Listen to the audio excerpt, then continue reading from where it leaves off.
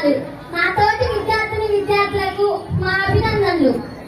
మా కోసం, మా చదువు కోసం ఎంతో కృషి చేసిన ప్రధానోపాధ్యాయ గారికి మా అందరి తరఫున ధన్యవాదాలు తెలియజేస్తున్నాను.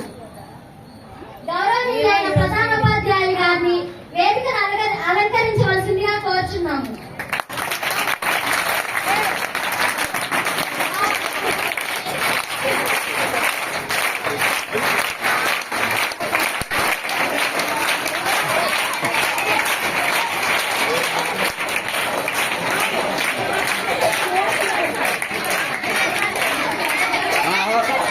ఉపాధ్యాయ దినోత్సవం జరుపుకుంటాము.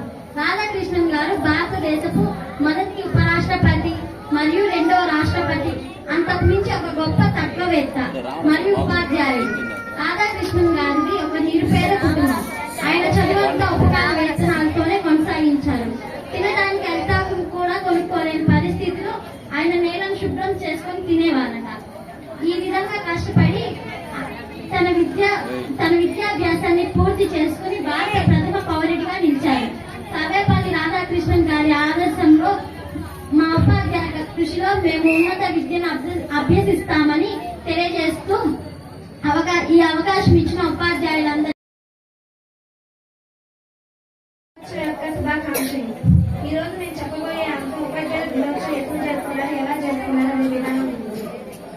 భారతదేశంలో ఉపాధ్యాయుల దినోత్సవం లేదా శిక్షక్ దివాస్ భారతదేశానికి ఉపరాష్ట్రపతి అయిన డాక్టర్ సర్వేపల్లి రాధాకృష్ణ గారి పుట్టినరోజు సందర్భంగా ప్రతి సంవత్సరం సెప్టెంబర్ 5న జరుపుకుంటారు. మనందరికీ తెలిసినట్టుగా ప్రతి వ్యక్తి జీవితంలోనూ ఉపాధ్యాయులు, గురువులు కీలక పాత్ర పోషిస్తారు.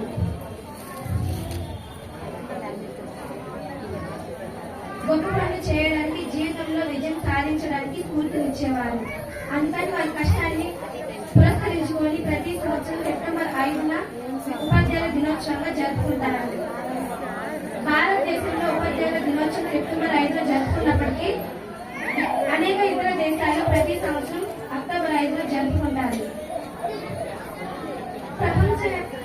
ప్రతి సంవత్సరం ప్రపంచం యొక్క ఉపాధ్యాయుల దినోత్సవం థీమ్ మారుతుంది.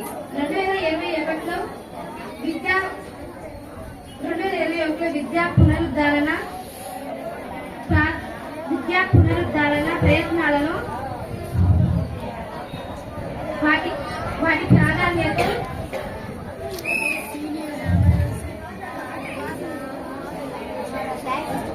ప్రాధాన్యత ఇవ్వాలని మేము దేశాలను పిలుపుస్తున్నాం.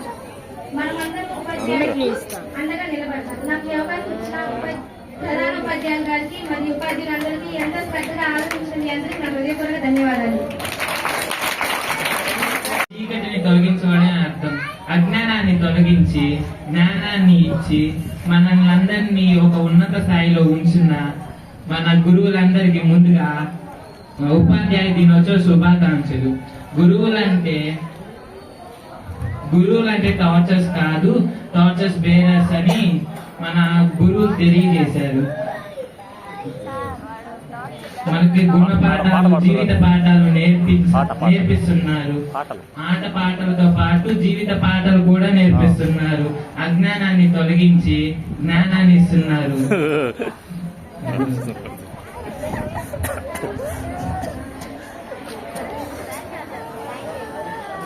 Thank you.